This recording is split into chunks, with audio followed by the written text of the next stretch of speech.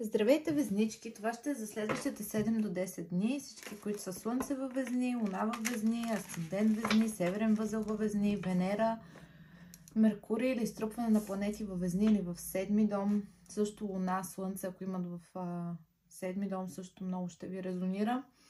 Така, да заложим в четенето ангелите, архангелите и всички светли същества от наше име да дадат нашия свободен избор за всичко добро, светло и всичко, което не знаем, че имаме нужда от него, да влезе във всички райони на нашия живот, където искаме повече светлина и нямаме достатъчно вяра и доверие в светлината, в Бог. Нека архангелите от наше име да поискат повече любов, светлина, помощ. Да видим какво ще е най-важното през този период. Също за Луна в Овен, Асцендент Овен, Зодия Овен също може да отговаря четенето. Венера, трудно, но не е изключено. Венера и Меркурий в Овен. Може да е свързано с деца, с дете, с детство. Неща от миналото тук. Някакви. Така. Някакъв конфликт от миналото ще го отрязвате в себе си с позитивно мислене, с истина, с справедливост. Тук ще сте много справедливи към себе си. Толкова реално и истински ще виждате себе си и собствения си живот и ще почнете вече в материалния свят да се учите да отрежете всичко, което не е справедливо, което не е истина, което не е позитивно, защото тук имаме карта на позитивността отдолу. Тук имаме дявола, така че може би ще отнеме време, може да е нещо токсично, може да е нещо токсично от детството или с някой от миналото, може да е свързано с някаква гордост, защото тук имаме гордия човек. Това също е карта на победата, може да е свързано с някаква цел, която развиваме тук, или с някакъв обмен, между другото, емоционален, или постигане на някаква цел, като се подравнява с чужди цели по някакъв начин. Тук може да е свързано с одобрението, като цяло да почнем да режем нещата в живота ни, да освобождаваме нещата в живота ни, да освобождаваме сфери в живота ни, като режеме всичко, което е директно. Цак, цак и режете. Всичко, което пречи на посоката ни по някакъв начин или пък по някакъв начин, което не е обективно. Което не е обективно, точно така. Дайте да видим. Ох, изкарах се, като щеш да падне отзад нещо. Абе, я се успокой. Какво искаш да ми покажеш? Там ми е другото такова. Какво?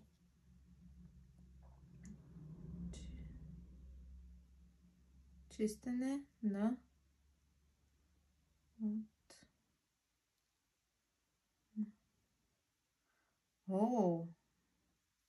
на отмъщението на някой.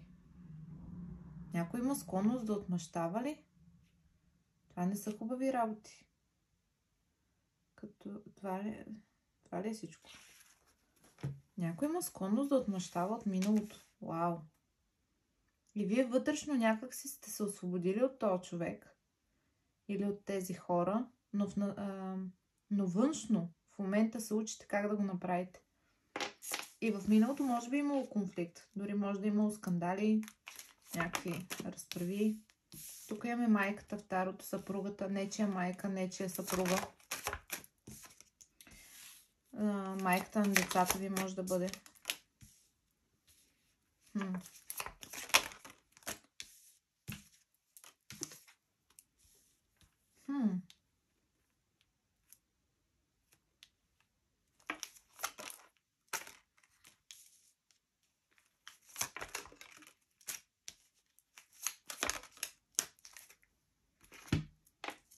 Това е справено ли?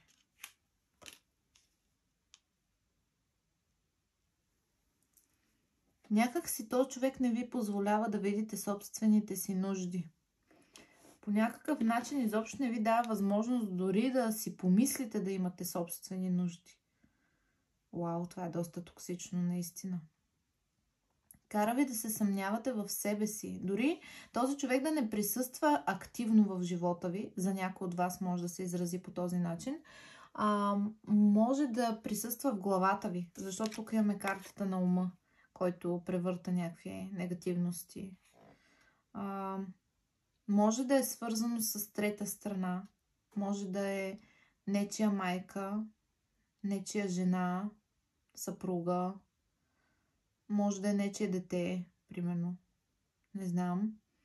Но въпросът е, че има трета страна, която е кармично тук, между другото, това нещо. Трябва да се отработи. Трябва да се отработи това да сте малко по-безотговорни.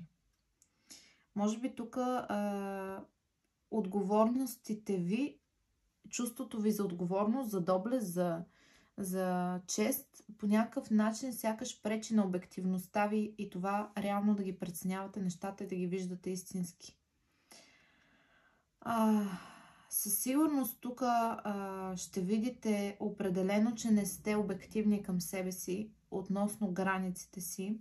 Виждате, че по някакъв начин има застой, но не можете да определите откъде идва това нещо, защо по някакъв начин нямате самочувствие, нямате самоувереност или нямате тази самоувереност и самочувствие, която сте имали преди.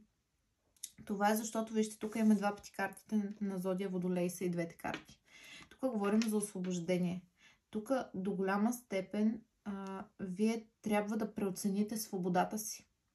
Ако нямате свобода, няма как да бъдете обективни. А тук до голяма степен нямате свободата дори да се погрижите за собствените си нужди, за собствената си почивка, за собствения си покой, за личното си пространство може дори да бъде. По някакъв начин ще взимате малки решения, защото Вселената ви провокира. Вие си казвате, защо пак взимам решения? И това решение, това решение са някакви такива малки досадни решения ви кара Вселената да взимате. Това е за да можете да видите точно къде са ви границите, за да можете после тези граници да видите докъде са адекватни и здравословни и докъде не са. До голяма степен може да имате проблем с женската енергия тук. Т.е. да не можете да получавате дори помощ, може тук, не знам. Може този човек от миналото по някакъв начин да ви провокира да се държите по начин, по който да нямате никакво уважение към себе си и към изобилието си по някакъв начин, да не изразявате позитивно своята гледна точка. И тук много ме притеснява Везни, защото вие имате двама рицари обърнати и един паш, т.е. вие не си давате сметка много какво се случва. Затова живота тук ви кара да правите такива дребни решения, за да можете да видите ясно нещата. И тук вижте, има някаква наистина нещо ново ще се появи за вас, да скочите в нищото, някаква нова свобода. Наистина може да дойде по някакъв напрегнат начин това нещо или този някой, който да трябва да скочите в нещо ново. Но това нещо ще ви освободи, защото вие ще излезете от не знам, скачайки. Имайте предвид, че глупачето също е мечтателя. Тук имаме много мечти, много надежди. Изобщо движете се там, където имате мечти и надежди. Не прекарвайте време с хора, които нямат мечти, нямат надежди, защото тук просто ви е много трудно да разберете аз какво точно ви говоря, понеже още не знаете някои неща, че се случват в живота ви. Може би някой злоупотребява с границите ви и вие не го знаете, някой не ви позволява наистина да уважавате себе си. Има нещо, може и вие самите да сте това нещо, но определено каквото и да е това нещо тук, токсичното, по някакъв начин самия човек или самото положение на нещата е причината това да не ви се случват нещата или да не ви върват с изобилно, с лекота и така нататък. И в същото време може този човек или тази ситуация да си мислите, че всъщност, как да ви кажа, че вие не сте достойни или не сте направили достатъчно, не сте направили достатъчно, за да се получи това нещо, което е, а то самото нещо или самия някой, която е тук токсичната, центъра на тази токсичност, тази точка всъщност, дали е човек, дали е нещо, няма значение. Въпросът е, че центъра на тази токсичност всъщност е причината нещата да са. Тоест проблема, който всъщност трябва да разрешите, е причината да не можете да разрешите този проблем. И тук ще скочите в нещо ново, в дадена нова посока. И това е най-доброто, което можете да направите. Безотговорно може да ви изглежда наивно, че просто вярвате и сте решили да мислите позитивно и да се предвиждате напред. Но напротив, това не е наивно, това е мъдрост. Защото глупачето то не е глупаво. То знае много добре, че Вселената ще го хване и че го е подготвила този път за него. И тук ще се роди в действителност нова възможност за вас, нова страст, вижте. Нова страст може да бъде нова сексуалност, нова страст като някакви страсти към човек. Може да е страст към нов проект. Може да е просто чисто нова енергия, много по-лека. Вижте как идва от облаците. Това е нещо добро, което ще се отвори като възможности. Може да е изцяло нова врата, която ще ви отвори поредица от възможности. Въпросът е, че скачайки тук в новото, това може дори да е някой от миналото, но тук по нов начин да ви минат на друго ниво отношенията, по нов начин да го опознавате този човек. Може така да се изрази. Може да е нещо старо, което по изцяло нов начин го изживявате тук. Не е изключено това нещо. За много от вас може би да имате кофти спомени от това нещо, но сега при някой така ще се изрази. Защото тук има проблем с раждането на нещо в света. Може да е дете, не е изключено.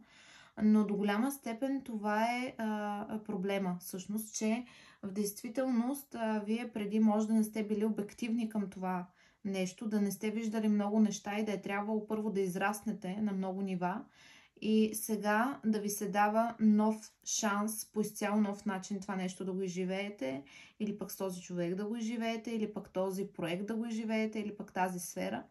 Изцяло с нова енергия тук започвате, дори да е нещо от миналото. Казвам ви го, защото тук имаме картата на прераждането. По някакъв начин тук ще се прероди нещо по изцяло нов начин. Ще се завърнете от мъртвите в някаква сфера. Някой може да се завърне буквално от нищото. Тук, когато започне този старт, ще има някакви конфликти емоционално във вас. Постъпих ли правилно, не постъпих ли правилно, или постъпвам ли правилно, не постъпвам ли правилно, какво чувствам, как го чувствам, правилно ли е да последвам тези чувства, правилно е.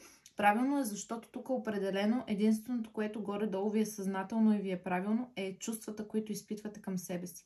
Макар тук да ги премисляте много нещата и така нататък, този преход наистина е организиран от Вселената и тя казва спокойно, дори в момента ти да не знаеш кой си, аз знам ти кой си, виждам бъдещето ти аз, Вселената това ви го казва.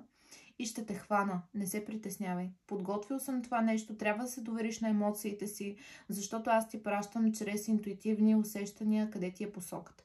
Там, където се чувствате комфортно, емоционално е вашата посока. Дори да премисляте тук разни негативности, да имате някакви негативни очаквания в самите ви мисли. Не се притеснявайте, защото тук буквално ще се върнете на сцената на живота си от мъртвите. Вие минали сте някакъв етап на траур, на мъка, на нищета, на загуба, но тук се завръщате ударно. Може би да има събиране с някой, може просто да е свързано с някакви събития, празнуване, тук на маса, така, да има събития, някакви евенти и така нататък. Може просто да се събирате, може да е просто с приятели, но може да се събирате с някой от миналото. Да изкарам ли от кои карти да изкарам? Дайте да видим, айде още една карта да ви изкарам тук, да видим за какво става на въпрос. О, имаме краля чаши. Имаме воден знак. Рак, скорпион. О, имаме и карта на пламъцата обърната. Рак, скорпион, риби. Имам чувство, че някой тук е тръгнал в посока, в която си е мислил, че дадена посока е за него. Или даден човек е за него. И тогава Вселената го е отклонила далеч от този път. И на вас сега ви е много объркано, защото вие може би сте си мислили, че това е човека или това е правилният път или нещо от сорта. И тогава сте разбрали, че всъщност не сте били много обективни относно себе си. Не сте били много свободни, може би. Не сте виждали ясно самата свобода, може би. Или самата истина за нещата. И тук определено Вселената ви...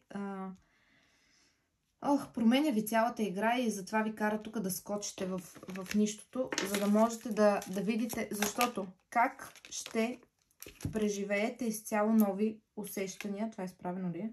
Накъде е обърнато? Как ще изживеете изцяло нови усещания, ако по някакъв начин не скочите в нова ситуация?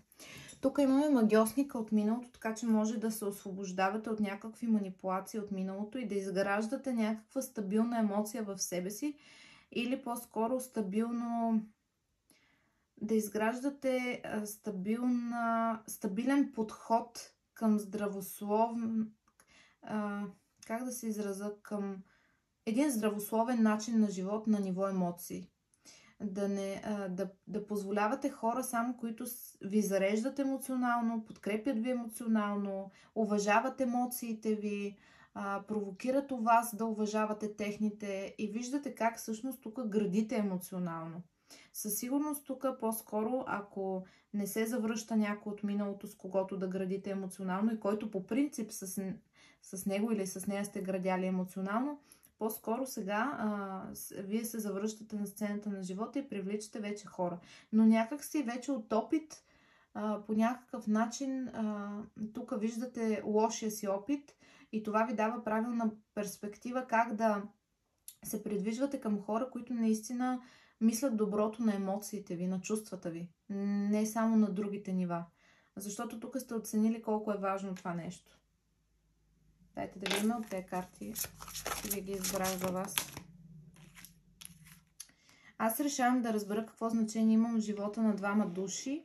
Ако не мога да го открия, ще се осмеля да попитам близките си. Ако в момента се чувствам неспособен или неспособна да пристъпя към действие, си давам правото да изпитвам страх, знайки, че някой ден ще приема факта колко необикновено същество съм.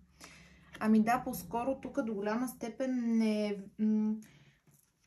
не ви определят вече думите на другите, това колко сте ценни, и определено ще ходите и ще градите отношения само в живота си, които са солидарни към емоциите ви, които са нежни към емоциите ви, разбиращи към емоциите ви, отделят време за вашите емоции, отделят внимание за вашите емоции. Изобщо така, някой, който е готов да влага не само в собственото си емоционално развитие и комфорт, но и във вашето. Определено и вие се учите на същото тук. Че трябва да влагате в собственото си емоционално развитие и комфорт, за да може, обръщайки внимание на собствените си емоции, да привличате хора, с грижа говорим, да привличате хора, които правят същото нещо и наистина обмена да бъде здравословен. Тук сте разбрали, че ако обмена не е здравословен, няма смисъл от него. Определено сте го разбрали, или ако не сте на края на този период, ще го разберете. Аз решавам да бъда внимателен към ситуациите, в които друг човек не е съгласен с мен. Приемам факта, че той има право на различно мнение от моето. Ако не мога да направя това, изпитвам емоция, осъзнавам, че според егото ми изразяването на несъгласие означава, че не съм обичан. За това си и че не ме обичат.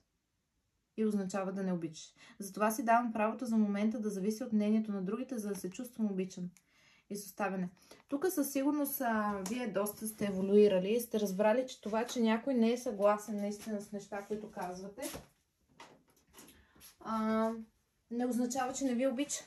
И тук даже за много от вас, може би сте разбрали, че не се определя дали един човек го е грижа за вас по това, дали е съгласен или не е съгласен с ваше поведение или по-скоро с ваше мнение по дадени въпроси, а по-скоро дали обръща внимание наистина на емоциите ви, какво предизвикват дадени събития в вас като емоции. Изобщо човек, който подхожда към емоциите ви. Как се чувстваш? Как те накара това да се почувстваш? Обидих ли те? Нараних ли те? Надявам се всичко между нас да е добре. Надявам се наистина това нещо да те накарало да се почувстваш добре, как се почувства след днешния ни разговор, как се почувства днес. В смисъл нормални отношения. Определено тук сте почнали да ги цените тези неща и да разбирате, че това е истината за нещата. Това, че някой, примерно, не харесва същия вид храна като вас, не го прави човек, който не ви обича. Или това, че не е на същото мнение по относно някакви материални неща. Мечтание. Определено мечтайте тук, защото мечтите ще ви изкарат от положението, в което сте. За някои от вас, които тук наистина са разочаровани, които се чувстват пренебрегвани, окей? Сякаш се чувстват пренебрегнати в мнението си. Това, пак ви казвам, че някой ви е пренебрегнал мнението, не винаги означава, че не ви обича. Зависи, защото този рицар някой път не осъзнава, че се опитва да натресе мнението си. Ако сте вие в тази енергия, не е много хубаво това нещо. И по-скоро този рицар се учи на толерантност тук, който ви е изправен. Толерантност, но истинска толерантност. Тук ще трябва да помислите по въпроса. Няма да стане за веднага. Трябва да помислите, защото нещата са малко относителни. Буквално са относителни. Тук вие се опитвате да ги направите кардинални. Тоест това е така, това е така. Няма да стане. Отца ви го казвам. Тук трябва просто да погледнете наистина кое е обективно и кое е толерантно. Да видите намерението наистина на хората какво е. Да видите дали може някои хора да се съгласяват с вас само за да ви покажат, че ги е грижа за вас, но в същото време да не се интересуват действителност какво се случва вътре в вас самите. И по някакъв начин тук минавате прехода. От хората, които наистина... Разберете го така. Няма как човек, който не обръща внимание на собствените си емоции, не се грижи за тях, не се опитва да ги разбере, няма как да го даде същото на вас.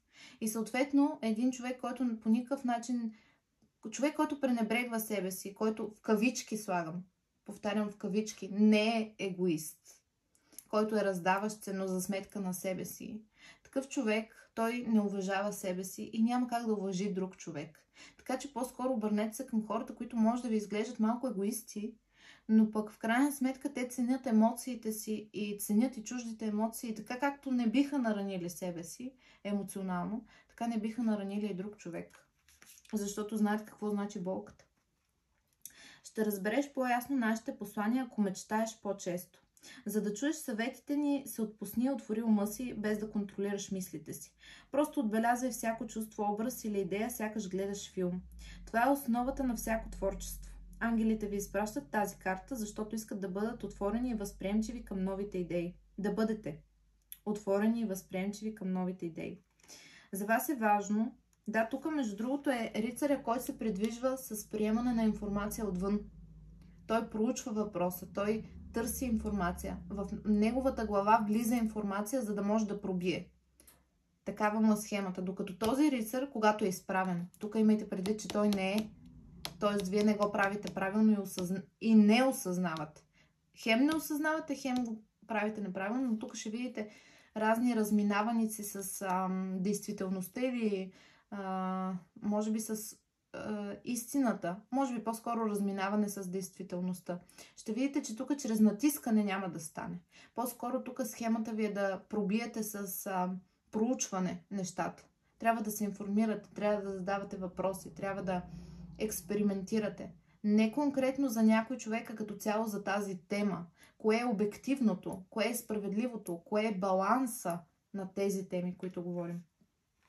Ангелите ви изпращат тази карта, защото искат да бъдете отворени и възприемчиви към новите идеи. За вас е важно да започнете да мечтаете още днес. Просто проучвайте въпроса, без да си създавате мнение, докато не сте сигурни. Проучете колкото се може повече гледни точки. Ако трябва, прочетете книга, гледайте някакъв сериал, вижте нещата отстрани, как живеят другите хора. Просто сравнете по някакъв начин, но без да определяте, без да сте критични. Приемете го като проучване, като експеримент.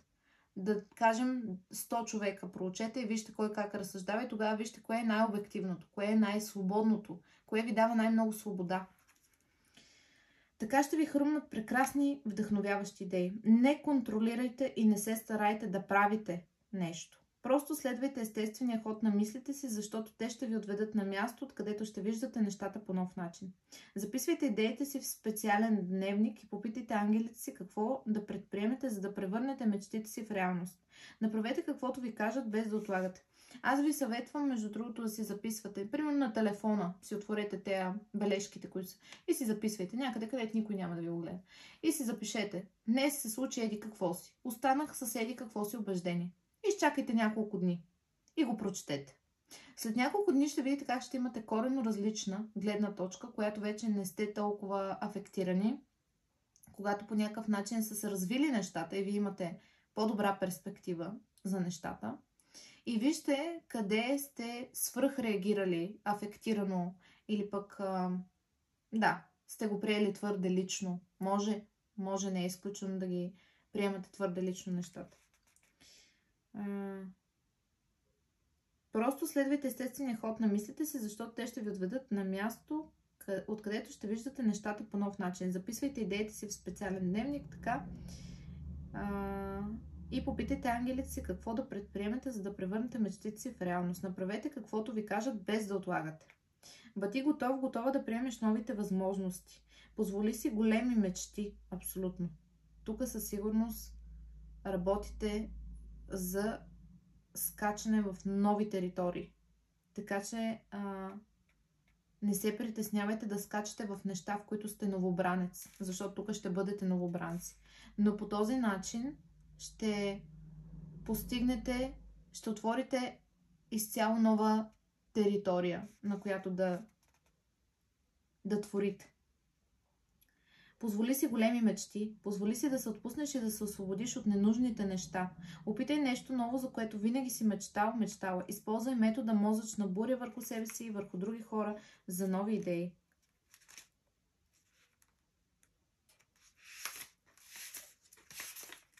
Помоли ни за помощ и ние веднага ще се отзовем и ще заработим в твоя полза. Ако се притеснявате, че нямате достатъчно вяра, помолете ангелите, архангелите и всички светли същества. Аз ще ги помоля, вие трябва само да се съгласите. Молим ги в момента, всички светли същества, от наше име да се съгласат за хубавите неща, които е възможно да влязат в живота ни. Просто да им отворим пътя. И да ни дадат доверие и вяра. И надежда. Да ни дадат и надежда. Ние се ръководим от много вселенски закони, сред които е и законът за свободната воля, който ти дава възможност да избираш и да вземаш решения. Да, обаче ние хората взимаме решения, без да знаем възможностите си. И на практика взимаме по-малко, отколкото можем да вземем от ситуациите. Затова е много важно да се доверим на ангелите, да ни дадат толкова, колкото можем да вземем в ситуацията, защото когато ние не подозираме за някакви дивиденти, които можем да вземем в ситуацията, просто защото не сме израснали нещо, пропускаме възможности. Законът за свободната воля, който ти дава възможност да избереш и да вземеш. Браво!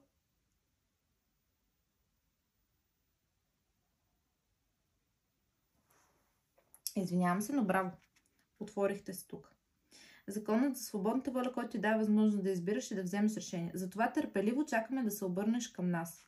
Тази карта ви напомня по-често да търсите ангелите си за помощ. Те могат да ви съдействат във всички области на живота, да ви дават идеи, кураж, вяра, самочувствие и яснота. Освен това могат да ви помогнат в материалния свят, ако имате нужда от пари, време, здраве и жизненост. Поискай всичко, от което се нуждаеш, вместо да се оплакваш, потърси помощ. Помоли хората около теб да ти помогнат. Делегирай права на другите. Тук буквално приказката с питане се стига до Рим работи на 100%. Питайте. Назначи си помощници. Искай помощ от ангелите си за всичко, независимо дали е малко или голямо. Животът може да бъде наелектризиращ, защото по същество е енергия. Тялото ти е изумително енергийно поле, което откликва положително на лечебни процеси, направени с любов. Ръцете и сърцето ти са активирани да дават целебна енергия на твоите близки и пациенти. Изтеглихте тази карта, защото ангелите ви казват, че имате полза от енергийно лечение, например рейки или цигун. Обърнете се към квалифициран терапевт чрез местния метафизичен или холистичен център. За много от вас тук сте разбрали, т.е. сте научили някакви неща за себе си, ще почнете да търсите начин как да ги споделяте със света. Ангелите ви съветват да отидете на енергиен лечебен сеанс. Освен това, тази карта може да означава, че според тях вашата житейска мисия е да лекувате другите с енергия.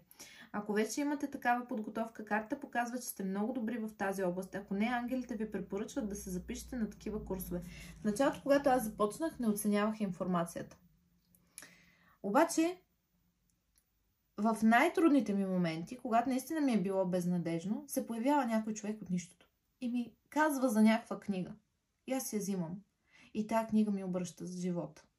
Да, препоръчвам ви, между другото, книгите на Джозеф Мърфи. Мисли за богатство е много добра. Тя е за изобилието на всички нива. И на Луис Хей също и утвържденията. Препоръчвам ви ги. На Луис Хей излекува живота си, не някоя друга. Въпросът е, че препоръчват ми тая книга и аз почвам да я чета и всъщност аз излизам от... Не само, че излизам от тая дупка, ами си променям живота за винаги. Просто аз вече знам неща, които знам, които толкова много ми е било трудно да разбера защо се разминава това, което усещам като истина, с това, което вънка в света ми се случва. И тогава намирам някаква книга и целият пъзел се нарежда просто и на мен ми олеква на душа, на сърце, на всичко. И тогава, с течение на годините, почнах да оценявам колко важно е да кажеш на правилното място, в правилното време, да дадеш някаква информация. Как може да преобърне живота на един човек за винаги. И така се научих да ценя знанието, познанието. Тук до голяма степен има нещо такова. Може да е свързано с някой, който иска да напише книга, да започне да преподава, да почне да... По принцип това е енергия на стрелеци, на близнаци, но явно, може би, имат такава. Вижте, ако имате луна в някои от тия знаци, или пък асцендент, или пък струпване на планети, възможно е.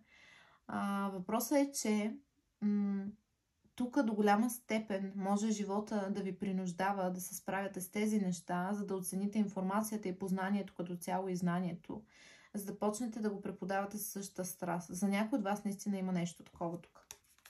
А може просто да трябва да споделите на някого в обкръжението си някаква информация, която на вас ви е помогнала. Ангелите ви съветват да отидете на енергиен лечебен сеанс. Освен това, тази карта може да означава, че според тях вашата житейска мисия е да лекувате другите с енергия. Ако вече имате такава подготовка, карта показва, че сте много добри в тази област. Ако не, ангелите ви препоръчват да се запишете на такива курсове. Да, запишете се на курсове. Някой път, когато аз отида на някаква услуга, попивам знания от самата услуга. Така че просто гледайте да сте в един обмен и да търсите нови информационни територии, защото тук просто навлизаме в една сфера, в която почваме да разбираме нови неща за света. И това нещо ни променя психиката. Изчисти енергиите в дома си или в околната среда. Много си чувствителен, чувствителна, затова редовно се изчиства от всякакви енергии, които си поел. Предпазвай се, като си представиш, че те обгръща защитна бяла и виолетова светлина. Запиши се на курс по енергийно лечение. Много пъти, когато ми е било гадно и съм имала нужда от вдъхновение, от нова посока в живота си, съм си казвала, наистина в момента, ако трябва да се замисля дълбоко, навън в света, коя сфера би ме привлякла най-много? От какво като енергия на хората около мен бих желала да попия? Може би ме кефат хората, които готвят в момента, как страстно предлагат храна на другите и са толкова щастливи, че някой друг яде от храната им и се чувства толкова добре. Или може би искам да отида сред хора, които се занимават с масажи и просто да ми предадат тази успокоителна, успокояваща енергия. Или пък имам нужда да отида да поговоря с човек, който по някакъв начин, примерно да кажем астролог, таролог, който по някакъв начин ще ми погледне нещата от друга гледна точка и ще ми помогне да видя нещо различно. Или имам нужда да отида на фитнес, просто защото хората там са нахъсани и аз имам нужда от тая енергия, която е нахъсваща. Изобщо тук може до голяма степен да променяте психиката си изцяло на ниво търсене на информация и обмен, защото всичко в този живот е обмен и на практика, когато искаме да придобием нова енергия, която ние нямаме, отиваме в среда, в която тая енергия живее. Нещо такова се получава тук при вас. Не знам точно как е, но трябва да го направите. Трябва да скочите. Ще си удовлетворен тук. Ето, казвам ви го. Нещата са към края. Абсолютно идва новото начало. Трябва ти лечител. Окей, възможно е. Имаш висша мисия, това ще промени нечий живот, ситуация. Може, защото тук излезе преподаване. Може нещата да ви се случват заради други хора, на които вие ще помогнете. Отговор е в Господ светлината. Да не ви се случват на вас заради вас, защото нещо сте съгрешили, а защото вие ще решите чужди проблеми в бъдеще. Запази доброто в себе си. Остани непровокиран. Остави провокацията и тогава виж. Все пак да не забравяме, че вие сте божествения адвокат Везни. Вие сте... Вие. Виждате ли? Вие, докато ви го казвам. Вие. Вие сте... всъщност... как да го кажа? Вие сте администратора на Вселената. Вие информирате хората къде са излязли от законите и защо по някакъв начин им се разминава това, което им се разминава. Вие много добре виждате вселенските закони. Вие сте много справедливи точно поради тази причина, защото вие сте тук да носите справедливост. Но справедливостта е баланс. Ако се замислите дълбоко, справедливостта всъщност е баланс. И вие на практика се учите какво нещо е дисбаланса, за да можете утре да преподавате баланс. Това ви е орисията просто. С това сте родени.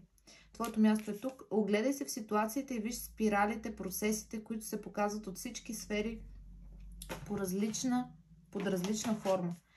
Тук до голяма степен имате проблем с женската енергия, с приемането. Няма как, ако не приемате, да отдавате. Тук трябва да се научите да приемате информация, която е от нови места, от нови източници, под нова форма, нова информация, за да можете после да я давате. Не е правилното време. Да, по-скоро в момента сте в момент на обучаване и напасване, отколкото... как си надрах. Както и да е. Преместване. Някакво преместване за известно време или за постоянно. Имаме го тук, между другото. Може някой да се връща в родния си град. Или там, където преди е живял. Имаме златотърсач, някой, който гони интереса тук. Дай време на ситуацията. Всичко се движи в правилното време. Остави нещата да текат. Комуникация. Компромис, прошка, отработи го. Може би някакви конфликти в миналото влияят на поведението ви към всички в настоящето. С някой от вас така ще се изрази. Мисля, че обхванах възможно най-много от вас като енергия. Надявам се да успях да ви обхвана всичките едновременно. И да, отдолу ще оставя имейл и фейсбук за връзка с мен. Целувки! Чао!